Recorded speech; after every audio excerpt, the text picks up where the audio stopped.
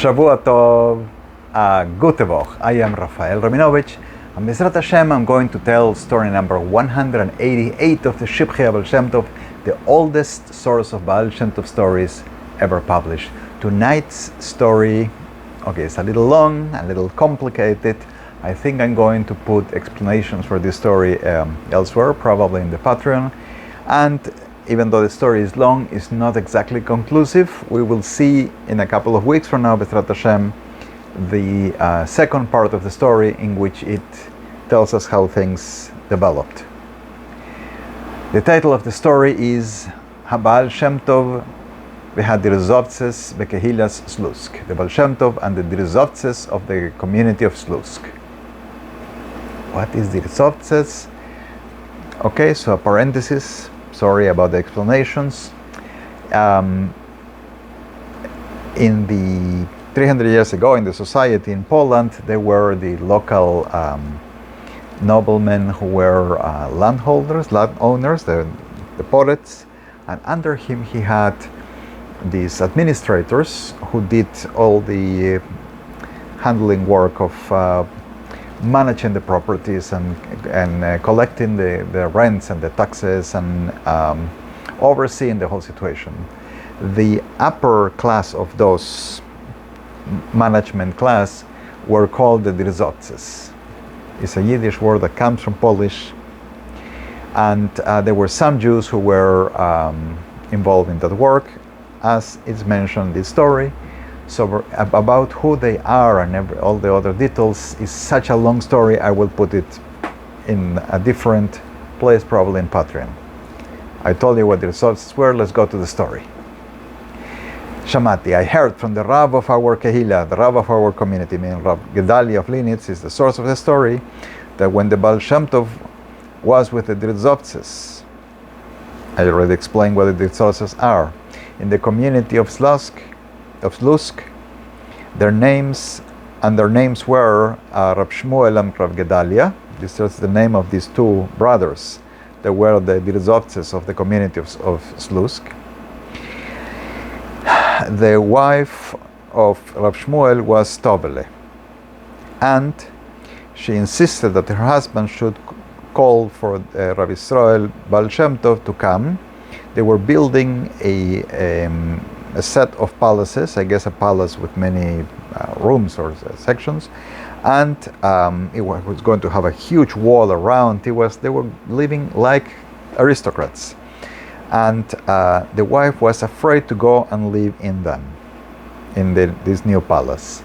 And I guess she had some spiritual concerns about going into this place, so she was asking for her husband to call the Baal Shem Tov to come prior to going in there.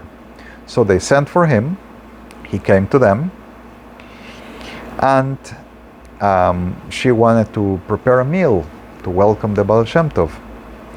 So he said that he needed to speak to the Shochet and check his knife. The Shochet needed to show his knife to the Baal Shem Tov, the knife that he uses to slaughter the animals to have kosher meat, the meat that Tovele was going to use to prepare the meal for welcoming the Baal Shem Tov.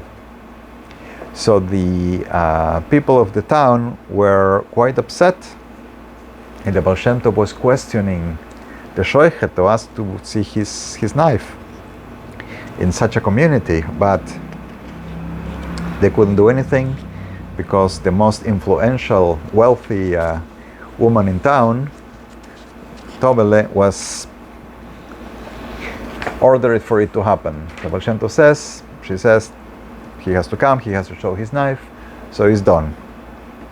In the afternoon, when they were davening, when they were praying, the Baal Shem Tov prays, he davens according to Nusach Sfarad, and that bothered people of town even more. And when Rav Shmuel arrived home, they told him about him, and he answered, it wouldn't be right to do anything without reason. We don't have any reason to do anything against the Baal Shem Tov. So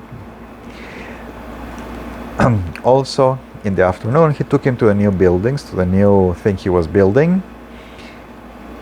And the Baal Shem Tov made several movements news, as if he saw something. And they suspected he must be lying. Nobody saw anything in these new buildings. What's the Baal Shem Tov looking at? Obviously, Baal Shem Tov is looking at the spiritual beings, the spiritual aspects of the place, and nobody else can see, but they thought he's making it up. And Rav Shmuel told his wife that he wants to test him in something. And I forgot the matter, says the author of the Shivchei Baal Shem Tov. So, little piece of the story, he was going to test the Baal Shem Tov, and we don't know what he did.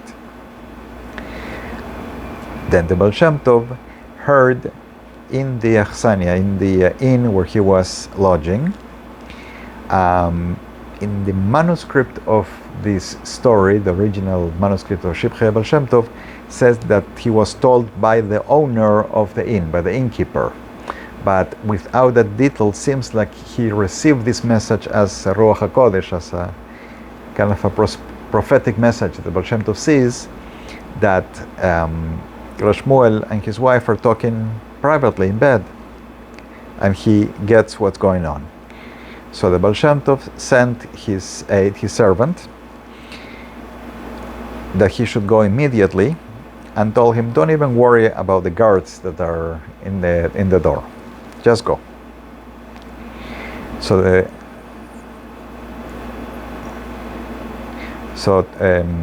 Tovele, the wife, immediately stood from bed, and the husband tried to stop her, but she did not listen. And she came to the Baal Shem Tov. So she answered the message, I guess, and she came to the Baal Shem Tov, and the Baal Shem Tov told her, I think that the fool wants to try me. In other words, he knows what the husband is trying to do. She was very scared, and she wanted to calm down the Baal Shem Tov. And he calmed down.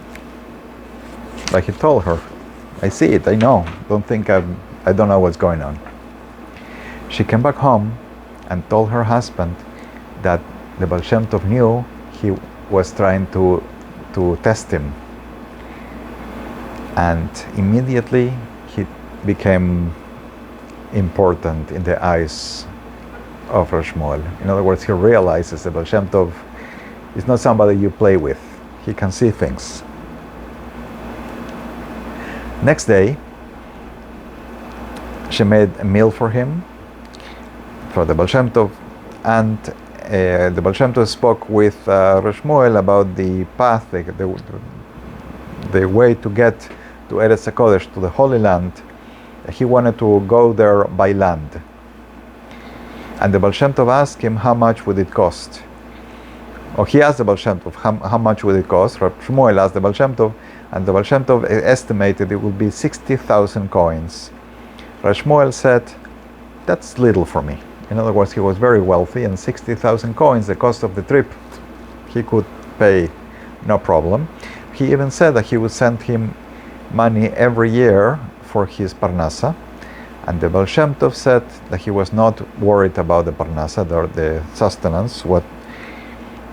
The important thing was the schus, the merit of being in Eretz HaKodesh, of being in Eretz Yisrael. Being in Eretz Yisrael was such a special thing.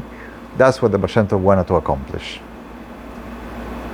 I don't know how long the Baal Shem Tov stayed there by the Dirzovtzes, says the author of the Shivchei Baal Shem Tov. I believe he was there for about 3 weeks. Now the story continues, and that's where it kind of gets long. Once, the woman we mentioned, Tovele, asked the Baal Shem Tov, how long would the days of their mazal last? Their mazal, the good mazal, meaning that they were so wealthy and powerful and things were doing so well for them, how long would this last? So the Baal Shem Tov told her, in a reproaching manner, she should not be asking such matters, but she insisted. So the Baal Shem Tov closed his eyes for a few seconds, and then he said, 22 years. Your mazal, your good status, your wealth will last for 22 years. When her husband heard this, he was extremely angry at the Baal Shem Tov. Then there was another incident. There was a poor man who had a sick child, and he came to the Baal Shem Tov, and the Baal Shem Tov told him that the child will be alive, continue to be alive, right? But then he saw that the child would die, and understood that they wanted to make him go through shame. The Baal Shem Tov would say something and it doesn't happen. And so the Baal Shem Tov decided he had to leave at midnight, traveling fast through a long distance for about 15 parasas. 15, we said that the parasas in the story is actually verstas. It's like kilometers. So the Baal Shem Tov quickly goes a very long distance.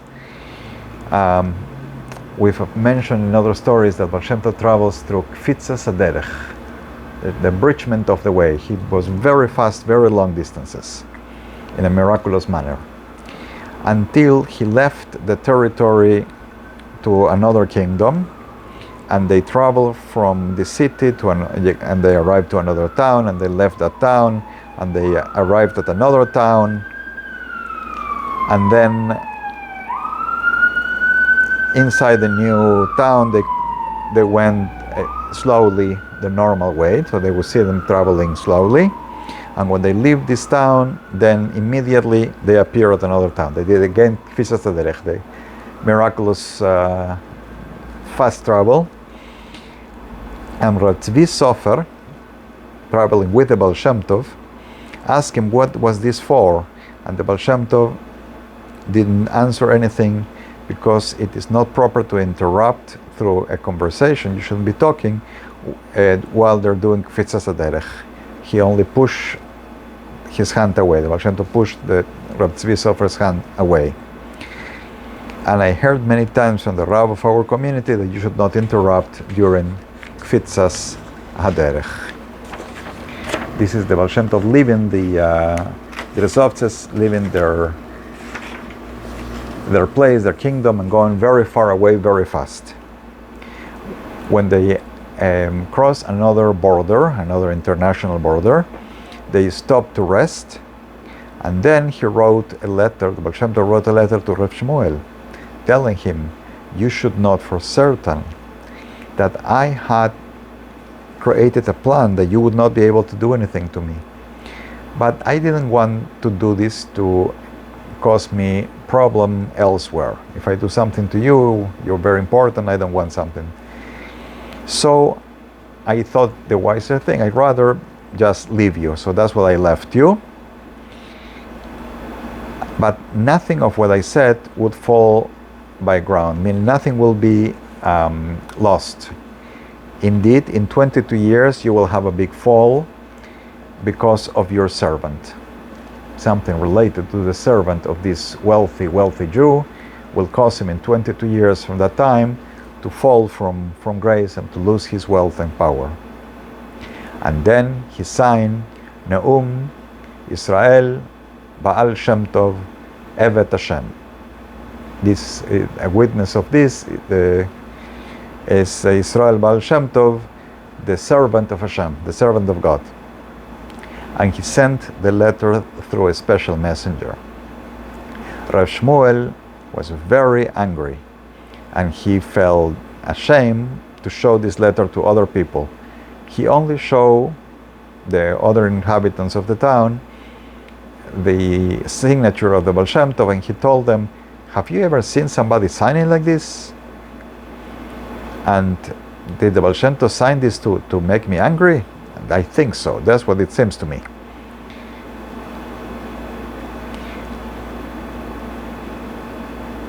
And I don't know if he signed this way for that reason or a different reason. And that's kind of the cliffhanger where the story stops. It does continue, not next week, but the week after. Although we'll speak about kfitzas haderech next week. That is the story of this week. Kind of long, I know. Some of the stories get kind of long. Anyway, may the merit of all the stories of the Baal Shem Tov bless be a source of blessing for everyone. May we all merit good things, parnasa, wealth, health, happiness. May the Jews be protected everywhere in the world, particularly in days of of trials from above. And may we all be blessed. I am translating all the stories of the Shivchei Baal Shem Tov. Some are difficult, some are not so much. And I am telling the stories here in the channel, once in English and once in Spanish. If you see the video and it's not my voice, you should make sure this is a video in English and the source language you should put in your settings is American English, despite my accent. I'm also working on translating the book, the Shivchei Baal Shem Tov, into Spanish, and I'm almost finished. Almost finished. This is the text in the original in Hebrew, and this is my translation. And Be'ezrat Hashem, within a few days, I will have concluded the first draft of the translation. I appreciate contributions for this end. See links below. Please a like, tell your friends, subscribe, and come back next week. Shavua Tov, a gute Woche.